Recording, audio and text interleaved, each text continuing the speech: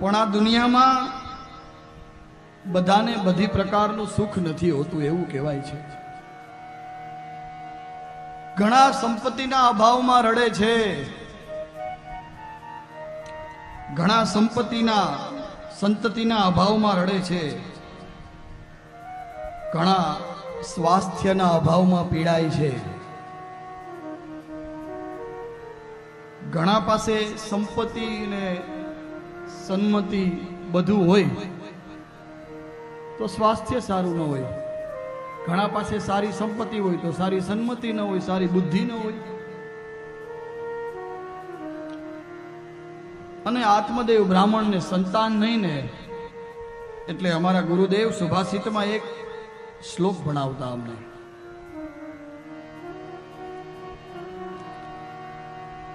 માતૃહસ્તે ભોજનમ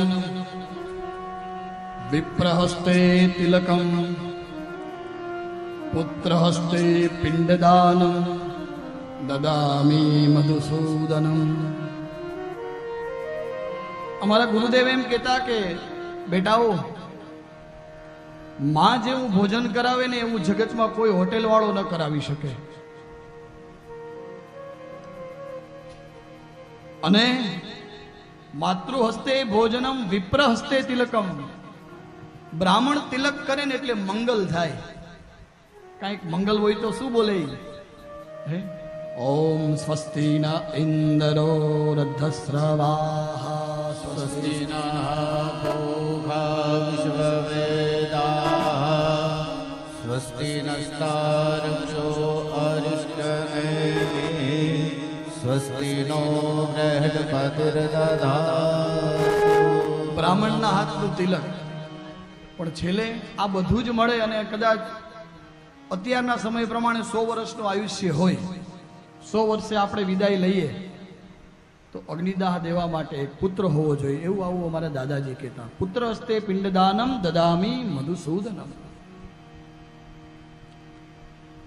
એ બ્રાહ્મણને એક જ દુઃખ, એ આત્મદેવ બ્રાહ્મણને હવે કંટાળ્યો છે. પણ કંટાળવાના પણ કારણો બતાવ્યા ભાગવતજીમાં. શું કારણો બતાવ્યા કે એના ફળિયામાં એને ગાય છે, એ ગાયને પણ કોઈ બાળક થતું નથી, વાછડો કે વાછડી કાંઈ. એના ઘરનું કોઈ ખાતું નથી, જમતું નથી, ભોજન કરતું નથી. અને એક દિવસ વિચાર કર્યો કે હવે મરી જવું છે, બસ ગમે તેમ થાય, મરી જવું છે, મરી જવું છે. જંગલમાં ગયો, ત્યાં એક સાધુ મળ્યા અને સાધુએ કીધું કે ભાઈ શું કરવું? તો કે આત્મહત્યા કરવી છે. તો કે નામ આત્મદેવ અને આત્મહત્યા કરવી? તો કે હા. કારણ? તો કે મારે ત્યાં કોઈ સંતાન નથી. એટલે સાધુએ સમજાવ્યા કે ભાઈ છે એ ક્યાં સુખી છે? એટલે કીધું અરે મહારાજ, તમને થોડી ખબર હોય સંતાનનું સુખ કેવું હોય. એને આપણે પડકારો કરીએ એટલે દીકરા અહીંયા આવતો આવે, દીકરા આ કામ કરી આવતો એ કરી આવે, અને સંતાન વગરની જિંદગી થોડી જીવાય મહારાજ. તમને થોડી ખબર છે.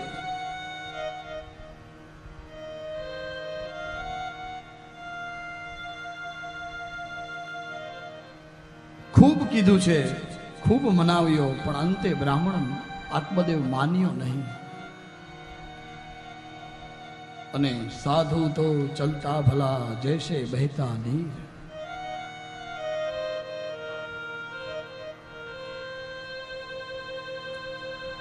કાંઈ વાંધો નહીં. બ્રાહ્મણ કે હવે તો પડો કૂવામાં, આમ નહીં તો આમ.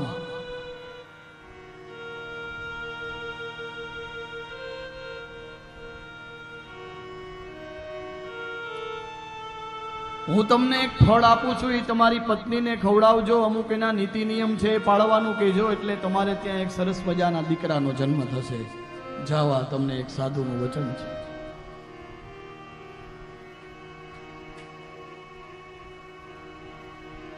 બ્રાહ્મણ આવ્યો, હરખાતો ઘેર આવ્યો. આહા, સંતે કૃપા કરી છે.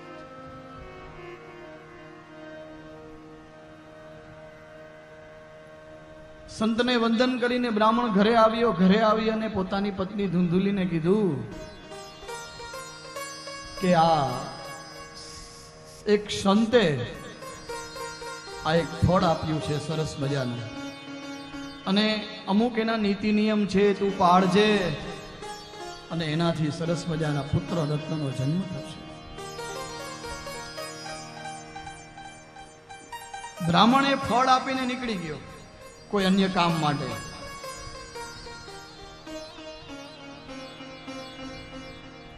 ધુંધુલી મનમાં વિચાર કરે કે આ ફળ જો હું ખાઉં તો મને 9 માસ સુધી મારે વજન ઉચકવું પડે. આ ભાગવતજીમાં લખ્યું છે. પછી ગામમાં ડાકુ આવે તો મારે, બાકી બધા તો ભાગી શકે, હું ભાગી થોડી શકું.